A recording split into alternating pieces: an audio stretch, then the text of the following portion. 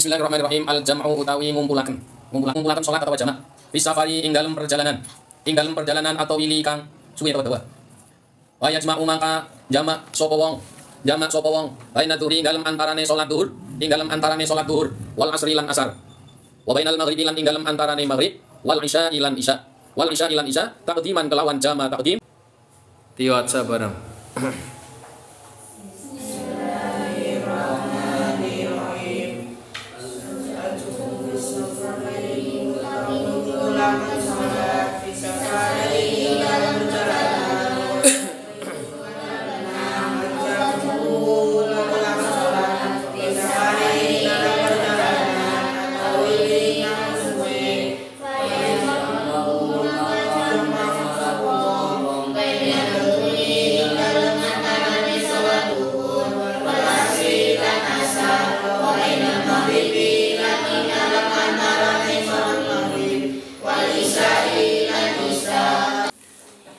Bismillahirrahmanirrahim.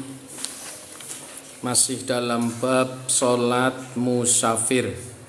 Salate wong sing lagi musafir. Sudah diterangkan ya juzu lil musafir safron dawilan ayyaqsurus salat ar-rubaiyah illa raq'ataini. Diperbolehkan bagi orang yang sedang menempuh perjalanan jauh untuk meringkas sholat yang 4 rakaat, mengkosor sholat bangsa 4 rakaat. Berarti diringkes 4 rakaat jadi ini loro. Apa saja sholat 4 rakaat? Ya jelas sholat duhur, sholat asar, sholat isya. Jadi ketika di dalam perjalanan yang mencukupi sampai marhalatain, perjalanan yang jauh, boleh ketika melakukan sholat sing rokaat 4 dilakukan hanya dengan 2 rokaat.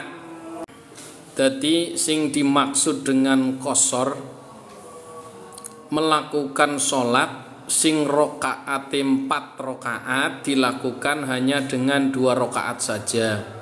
Kuwi jenenge kosor. Nah, yang boleh dikosor itu hanya yang 4 rokaat. Ya berarti sholat duhur, sholat asar, sholat isya. Angger maghrib tidak boleh karena maghrib kuwi telu diringkes tadine siji setunggal ora bisa.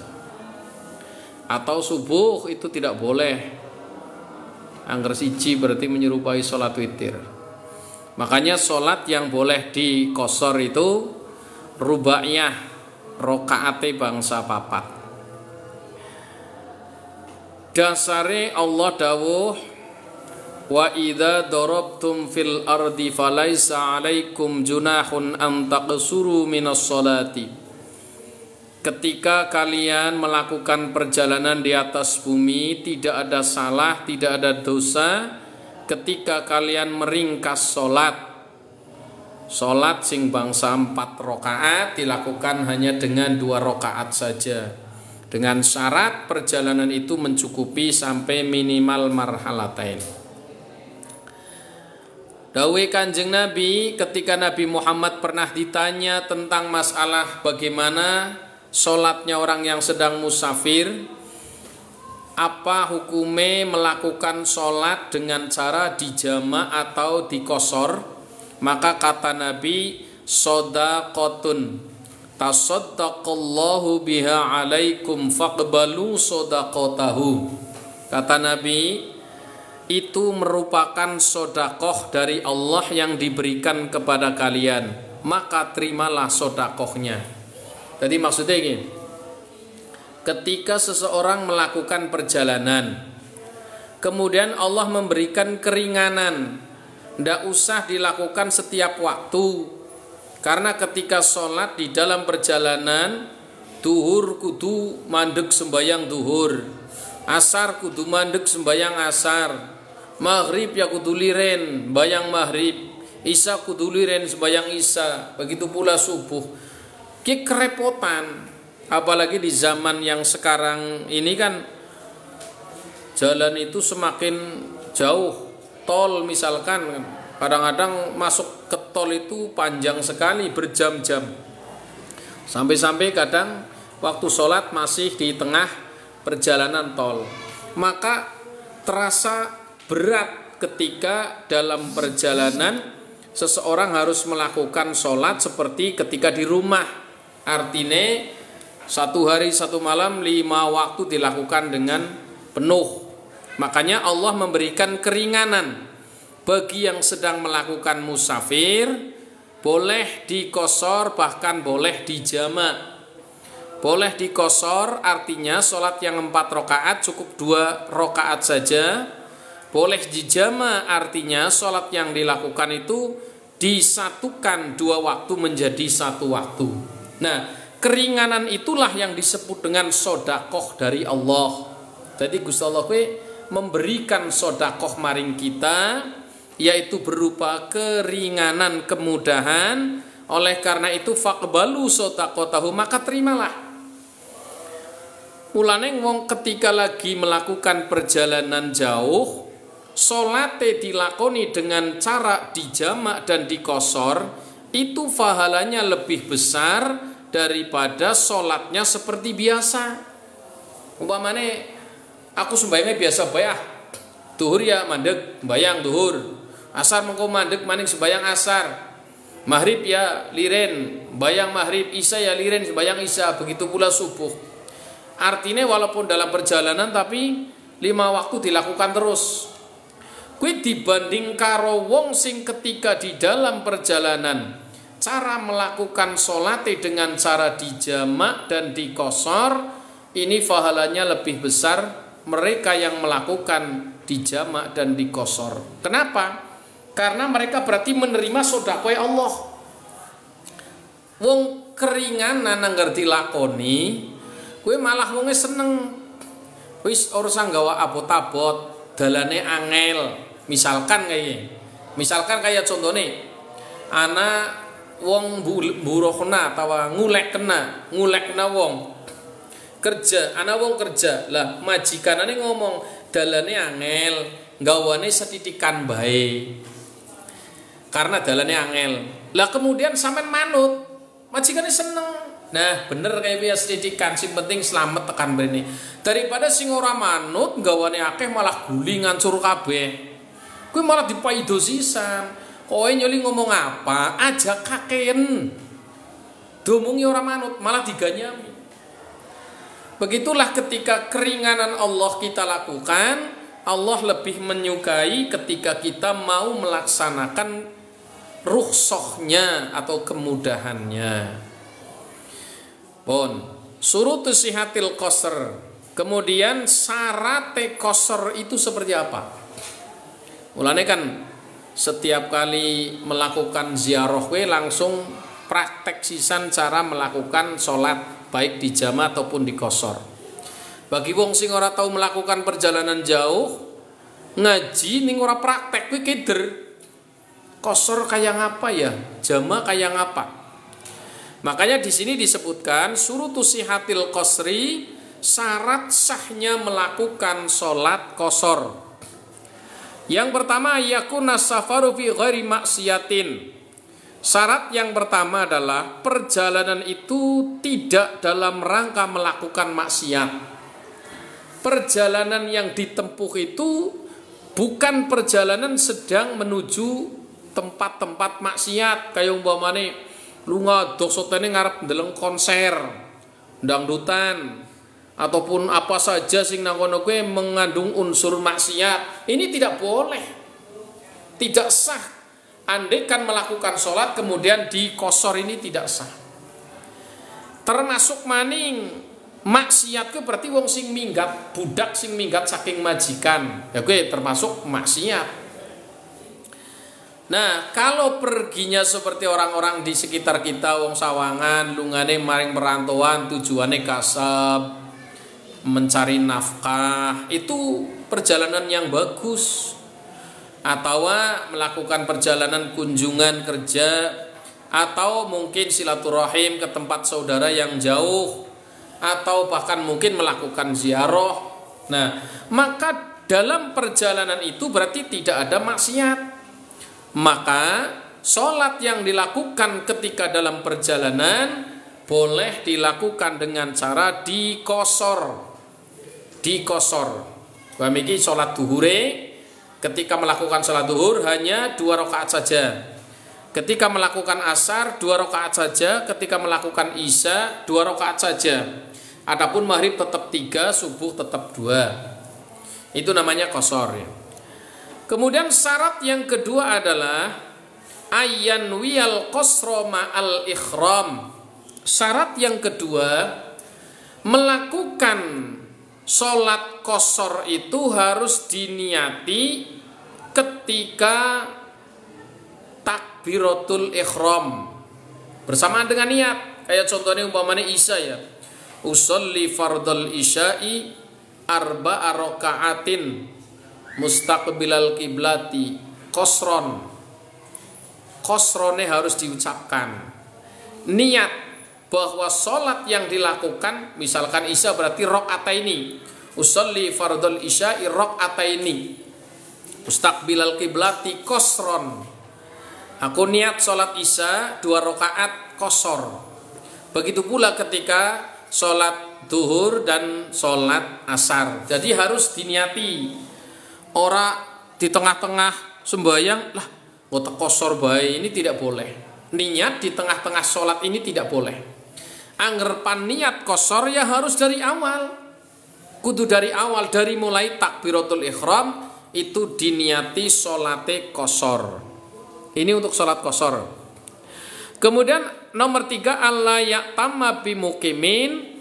Tidak boleh orang yang melakukan sholat qasar dadi makmum maring wong mukim, yaiku wong sing sholate penuh. Umpamanya kayak gini, sampean melakukan perjalanan tujuan dari sini ke Jawa Timur, kemudian sampai nang Semarang mandeg sembayang duhur, masuklah ke masjid atau ke musola sembayang duhur, niate sampean dikosor, tapi sampean kok melu jamaah karo wong kono sing sembayange 4 rakaat. Pada bayi duhur sampean duhur, wong sing nang kono ya sembayang duhur, tapi wong sing nang kono sembayange sempurna 4 rakaat, sementara sampean padahal niate sembayang kosor, duhure dikosor 2 rakaat, itu tidak sah. Mulane kapan di dalam perjalanan hendak melaksanakan qasar biasanya membuat jamaah sendiri. Misalkan di tengah perjalanan waktu duhur sudah masuk, akhirnya si musafir bersama rombongan arep melakukan sholat duhur, arep dikosor. Kebetulan di awal waktu nang masjid nang kono lagi jamaah, ki ora kena melu maring jamaah nang kono. Mulane membuat jamaah sendiri. Angger melu makmum, kebenaran dia mumpung lagi duhur, melu jamaah. Sedangkan si orang tersebut, orang yang ada di tempat sana, misalkan sholat duhur itu 4 rakaat biasa, sedangkan musafir melakukan sholat duhur hanya dikosor 2 rakaat, maka itu tidak boleh. Jadi kesimpulannya, sholat qasar itu ya harus imam makmum sama-sama qasar.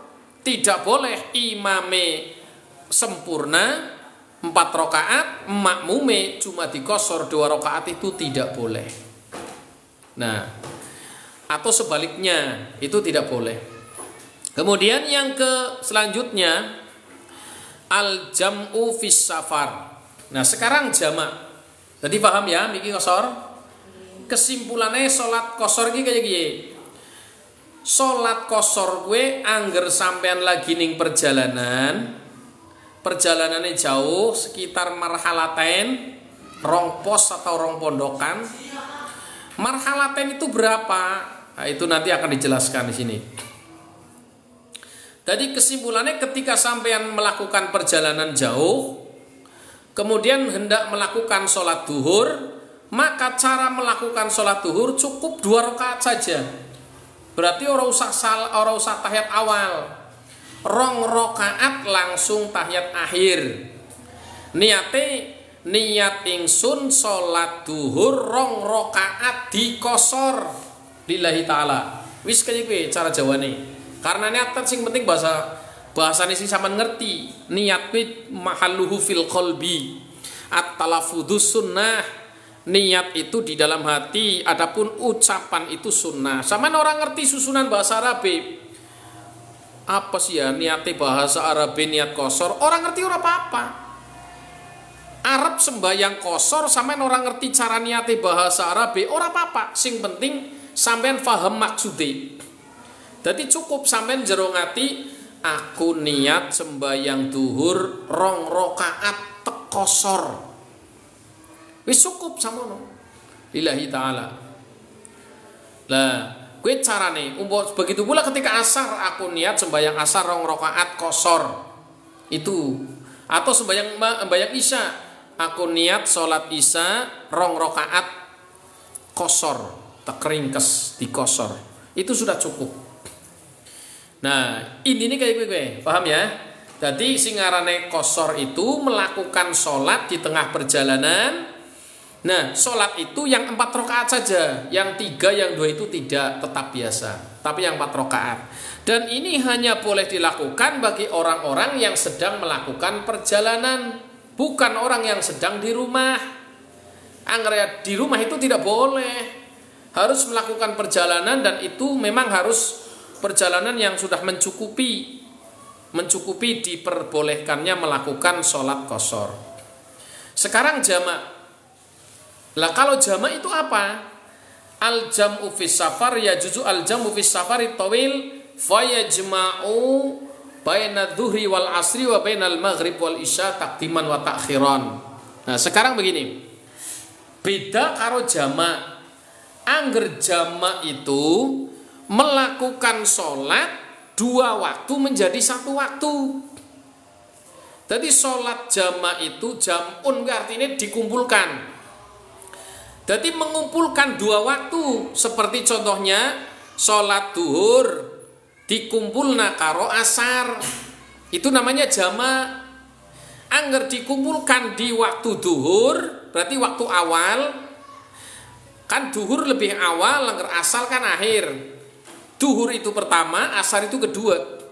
Kalau mengumpulkan 2 waktu dikumpulkan dilakukan di waktu yang pertama, itu namanya jamak takdim. Jamak takdim. Kalau dilakukan di waktu yang kedua, itu namanya jamak takhir, jamak akhir.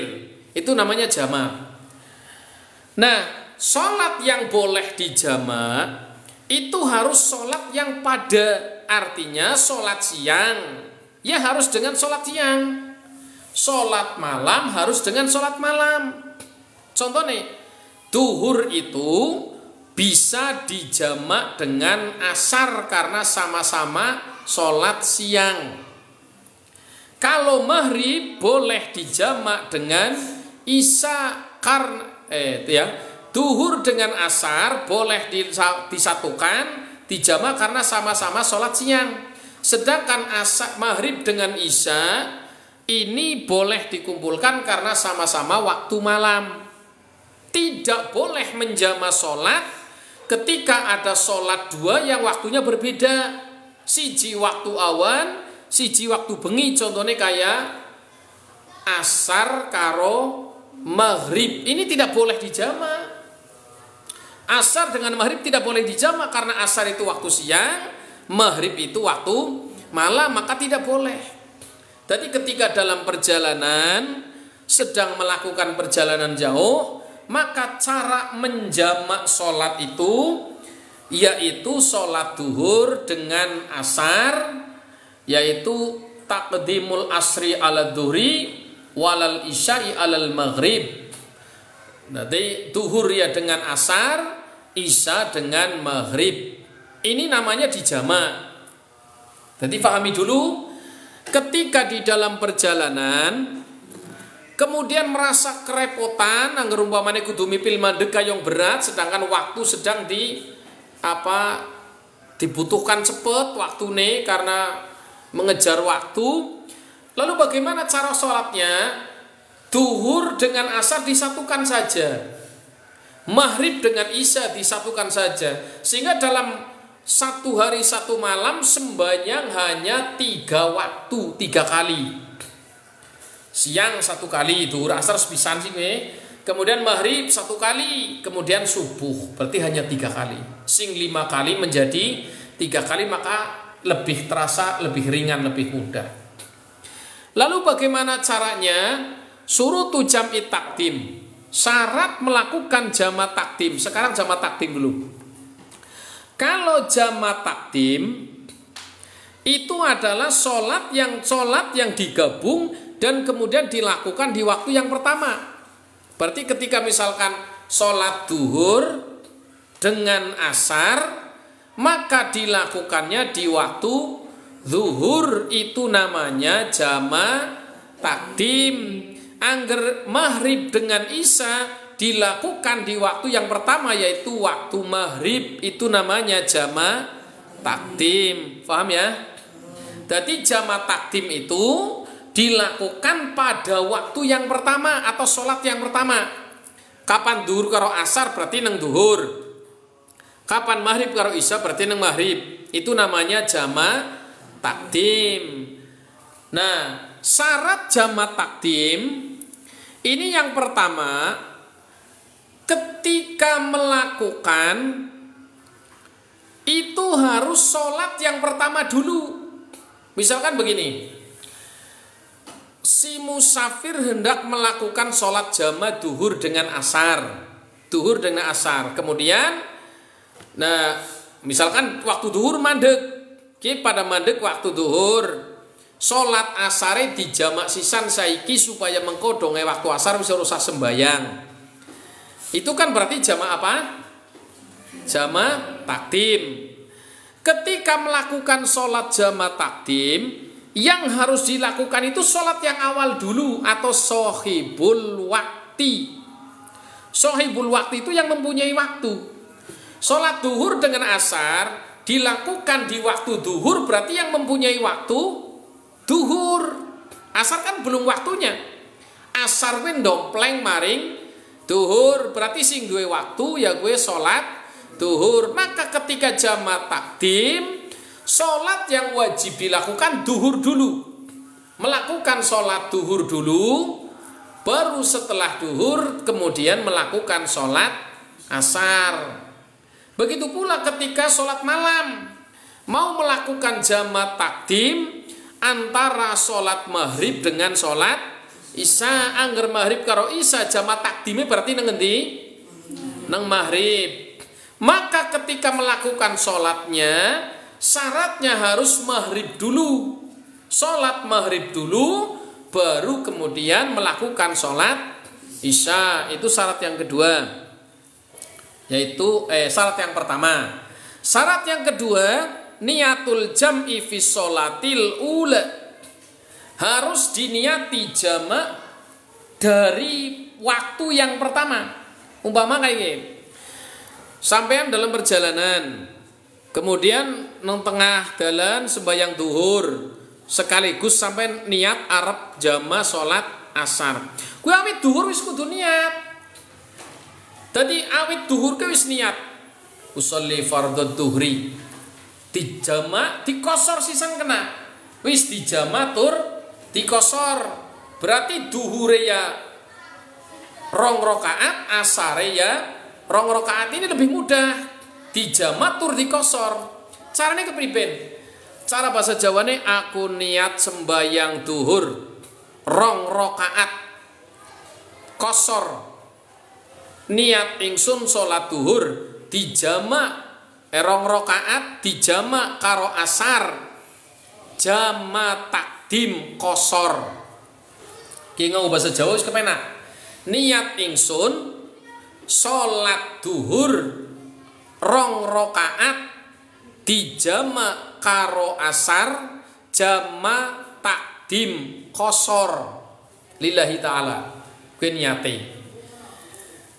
Jadi ketika duhur diniati, sampean niat sembayang duhur dijama' karo asar, jamane jama' takdim tur dikosor 2 rakaat.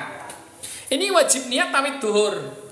Mengkobar duhur kemudian menyat maning niat ingsun sembayang asar 2 rakaat dijama karo duhur jama takdim kosor lillahi ta'ala. Wis cukup samun. Sing tidak boleh itu ketika begini. Misalkan dalam perjalanan. Di dalam perjalanan kemudian sampean mampir nang masjid waktu duhur, mampir nang masjid ki kebenaran pas ana masjid ayo pada sembayang masjid, sembayang duhur. Sembayang duhur nah. Sampean sembayang duhur, pimen ki kosor apa? Biasa dikosor, akhirnya sembayang duhur dikosor 2 rakaat. Maune orang niat sembayang asar napa? Niatnya mau sembayang duhur tok dikosor 2 rakaat. Bareng wis rampung duhur, terus umpamane kayak gini, ana instruksi. Ki keprimen umpamane karo dijama bae sisan asare, dilakoni sisan siki dijama, jama takdim, itu tidak boleh. Kenapa? Karena sholat jama itu niatnya harus sama. Ketika duhur dijama karo asar, berarti ketika asar dijama karo duhur, berarti duhure pun harus diniati jama. Anggerke kan miki ora. Ana wong sembayang duhur biasa. Sembayangnya duhur biasa, bareng wis rampung sembayang duhur, terus umpamane ketuanya atau imame, kes dulur, ki kan perjalanan kayaknya mengko adoh suwe, asar kayaknya dalam perjalanan ki asare dijama pese kisisan. Kemudian mereka melakukan sholat jama asar, ini tidak boleh. Kenapa? Karena waktu duhur orang niat. Jadi kapan arep jama harus diniati semenjak sholat yang pertama. Paham apa lagi? Ya.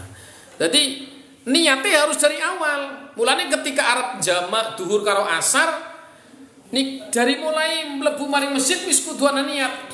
Ye niate duhure karo asar dijamak sisan. Mengko bar duhur langsung asar. Ayo kowe. Ki harus diniati dari mulai salat duhure. Ora kena niate separuh tok, duhure ora niat jama, bareng asare niat jama, ini tidak boleh. Paham ya? Nah, gue syarat yang ya, syarat yang kedua. Ya, syarat yang kedua. Kemudian syarat yang ketiga, al-muwalatu bihaitsu la yafsilu bainahuma bima yasa'u raqataini. Syarat yang ketiga, perhatikan, ketika melakukan sholat jamak baik duhur dengan asar atau maghrib dengan isya. Ini antara sholat duhur dengan asarnya atau maghrib dengan isyanya tidak boleh ada jarak yang memisah, kira-kira cukup gue sembayang 2 rakaat. Mulane ora wiridan. Kapan sembayang duhur arep dijama karo asar, sause salam, ya wis garing ngadeg maning ora wiridan. Karena apabila dibatasi dengan wirid ataupun bacaan Al-Qur'an ataupun diam sampai kira-kira cukup untuk sholat 2 rakaat, maka ora kanggo. Wis ora diarani jamak maning. Mulane kapan duhur wis salam, assalamualaikum warahmatullah, assalamualaikum warahmatullah, maka lebih baiknya langsung menyat maning, langsung niat sembayang asar, atau umpamane bengi sause maghrib rampung salam menyat langsung niat sembayang isya. Aja di sela-selani karo wiridan apa maning dadak sunahan apa, ini tidak boleh. Nah, itu caranya. Jadi sholat jamaah 2 waktu yang dikumpulkan menjadi satu, ini cara melakukannya tidak boleh ada batasan ataupun ada pemisah. Ada pemisah sing kira-kira yasa urok ata ini kira-kira mencukupi 2 rakaat ringan. 2 rakaat ringan. Angger sekedar misalkan bareng wis menyat terus niki sampun kesupen niat sholat asar. Niat ingsun sholat asar kalih rakaat dijama kalih duhur jama takdim qashar lillahi ta'ala. Misalkan hanya sekedar nggo marai niat, ini tidak apa-apa. Karena waktunya itu tidak mencapai 2 rakaat. Tapi gori marai kelalaran kedawan-dawan sampai kira-kira cukup 2 rakaat ya ora kanggo. Jadi kesimpulannya tidak boleh ada waktu pemisah antara sholat yang pertama dengan yang kedua. Umpamanya awan berarti duhur dengan asar, umpamanya bengi berarti maghrib dengan isya. Ini tidak boleh ada pembatas waktu sing kira-kira mencukupi untuk melakukan sholat 2 rakaat, sholat ringan, sholat cepat. Ini tidak boleh. Sangat lebih baik lagi ketika wis salam urusan ada kata-kata yang lain. Ya wis cukup langsung ngadeg, langsung melakukan sholat. Aja obrol-ngobrolan ini tidak perlu, malah berbahaya. Nah itu cara melakukannya seperti itu. Kemudian yang keempat, ayyakuna musafiron fil ula wa inda aqdisaniyati. Syaratnya melakukan jamak itu, orang yang melakukan itu harus dalam keadaan musafir. Makanya nang kitab sing luwih gedhe disebutna mulai kapan boleh melakukan sholat jamak ini harus sudah keluar dari batas desa. Orang kan umpamanya kayak gini, kayak dongepan ziarah. Lah kan barduhur kumpul, mangkate meh asar. Lah berhubung asar, ki bagaimana kita melakukan, misalkan mangkate esok. Kumpul-kumpul duhur ki. Pas duhur kumpul arep mangkat ziarah. Mangkate duhur ki contoh, mangkate duhur. Lah terus kemudian anak komando, berhubung kita kebetulan sudah masuk waktu duhur, sekalian kita sholat duhur dijama dengan sholat asar supaya nanti dalam perjalanan tidak usah sholat asar. Sedangkan waktu itu masih dalam desane dewek, ini tidak boleh. Karena melakukan jamak itu harus sudah keluar dari batas desa. Mulane biasane wong ziarah umpamane wong kene ya nglakoni wis nang Pemalang, SMS Widuri. Kuwi nang kana biasane nembe mulai melakukan sholat jamak di sana karena sudah keluar dari batas desa, seperti itu. Jadi tidak boleh melakukan jamak sedangkan orangnya masih dalam wilayah desane dhewek. Umpamane wong Sawangan jamak salat jamak nang Masjid Bulakan, Masjid Ahli Sunnah. Ki sedulur ki kan bisine kene kebenaran ayo sembahyang disit nang kene, di jamak sisan itu tidak boleh, masih dalam desanya sendiri. Itu tidak boleh. Nah, paham ya? Jadi ana 4 syarat itu. Syarat wong jamak siji harus dilakukan sholat yang pertama lebih dulu. Yang kedua, harus diniati jamak dari mulai sholat yang pertama.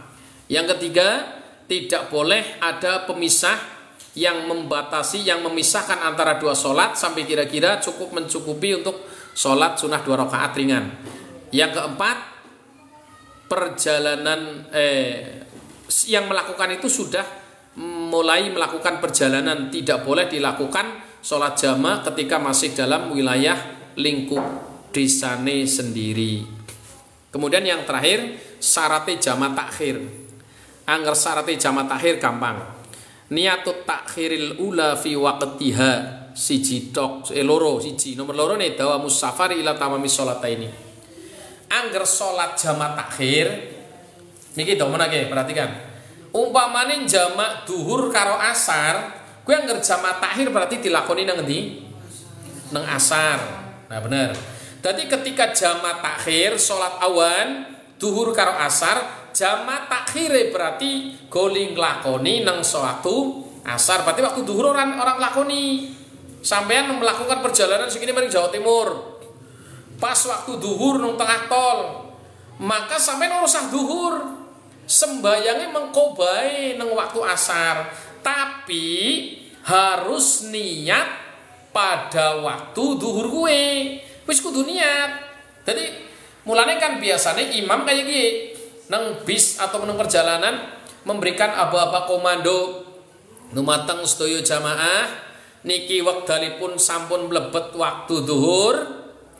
Nah berhubung niki mangke dipun jamak ning waktu asar, monggo sedaya dipun niati piyambak-piyambak. Niat ingsun salat duhur dijamak kalih asar. Nah, ini harus diniati. Angger waktu kebrojol ora diniati, ora kanggo. Contohnya kayak gini. Ana wong melakukan perjalanan. Lah waktu duhur ki ora ngemut-emut. Bareng klondrong asar, lah jebulane wis asar. Makane mikir durung duhur. Anu wis nahut di jamak sisane waktu asar ora kanggo. Kenapa? Karena pada waktu duhur ora niat arep jamak. Itu tidak boleh. Makanya sekalipun di jamak menjelang waktu sholat yang akan dilakukan di waktu yang akhir ini harus diniati. Berarti misalkan waktu duhur niat arep dijamak ning waktu asar, berarti pada waktu duhur itu harus niat ingsun sholat duhur tek lakoni neng asar tek jamak karo asar jamak takhir. Begitu pula ketika waktu malam sembayang maghrib dengan isya. Nah, sembahyang maghrib niate pan dijama karo isya, maka pada waktu maghrib harus diniati. Mulane pimpinan rombongan ki kudu ngerti. Wong bodoh mimpin rombongan sembahyang jamaah ora paham. Dosane gede. Pimpinan rombongannya kudu wong sing paham. Dadi kok ketika perjalanan jauh pas waktu sholat jamaah diberitahu dumateng para sedaya niki wektale sampun mlebet waktu duhur. Salate mangke dipun lampahi wonten ing asar. Pramila monggo jenengan dipun niati masing-masing salat duhur diniati mangke dijamak takhir kalih asar. Nah, akhirnya jamaah ngerti. Dadi ning niate keprimen yo niatan jero ati ora kudu dilafadzna. Akhirnya jamaah kan ngerti, oh iya ding, kok sembayangnya nang waktu asar. Begitu pula ketika maghrib dengan isya. Waktunya sudah memasuki waktu maghrib. Silahkan masing-masing diniati. Kalau sholat maghrib ini nanti akan dijamak takhir dengan sholat isya. Silahkan diniati dari sekarang. Wis cukup niat. Nah itu caranya seperti itu. Adapun sistem melaksanakannya, nah niki beda kalau jamak takdim. Angger jamak takdim kan sohibul waktu kudu dilakoni dhisit. Jamak takdim gue misalkan kayak duhur karo asar, angger jamak takdim kan lakonine nang waktu duhur, maka sing dilakoni kudune duhur dhisit tembe asar. Tapi angger jamak takhir ora. Tidak ada syarat harus sahibul waktu. Berarti kayak gini, kapan jamak takhir? Sampean nang waktu duhur wis diniatikan sembayange nang jamak takhir, berarti nang waktu asar. Nah, kok ketika nang waktu asar, ki sing dilakoni duhure dhisit apa asare dhisit? Maka di situ bebas. Sampean kena duhur dhisit, kena asar dhisit. Karena jamak takhir ini tidak ada syarat sohibul wakti. Takdimul ula itu tidak ada syarat takdimul ula. Sing ana syarat takdimul ula itu hanya dalam jamak takdim. Berarti dalam jamak takhir boleh. Berarti ketika misalkan duhur dijamak dengan asar. Lah nang waktu asar sembayangnya asar dhisit kena nembe duhur, duhur dhisit nembe asar ya kena terserah. Atau jamak takhir antara maghrib karo isya. Kemudian melakukan ketika waktu isya melakukan maghrib dulu baru isya boleh, isya dulu baru maghrib juga boleh karena tidak ada syarat takdimul ula. Tidak ada syarat mendahulukan sholat yang lebih pertama. Ini tidak ada. Ini untuk jamak takhir. Dan ini memang harus tahu karena manusia itu suatu saat mesti harap melakukan perjalanan. Dan disitulah nanti kita pasti melakukan sholat di tengah musafir. Maka laksanakan sholat itu dengan melakukan qosor dan jamak. Terus ada pertanyaan, bagaimana misalkan yang ora paham? Lah orang mudeng aku diterangna kaya gue. Yang ora paham. Ki umpamane nang perjalanan jauh tapi nyong duhur biasa, asar biasa, maghrib, subuh biasa pimen. Ya ora apa-apa. Tidak masalah. Sing bermasalah kuwi sing orang lakoni. Ora sembayang lho kuwi bermasalah besar. Tapi yang nglakoni umpamane yang sembayangnya biasa baik, ya ora apa-apa. Kuwi kan mikir hanya meringankan bila mana kita merasa terbebani ketika harus melakukan sholat 5 waktu di tengah perjalanan yang jauh. Makanya Allah memberikan rukhsah, memberikan kemudahan untuk siapa saja. Silahkan dilakukan dengan cara dijamak dan dikosor supaya perjalanan tidak merasa kerepotan seperti itu. Paham ya? Wallahu a'lam bishawab. Subhanakallahumma wa bihamdika asyhadu an la ilaha illa anta astaghfiruka wa atubu ilaik. Assalamualaikum warahmatullahi wabarakatuh.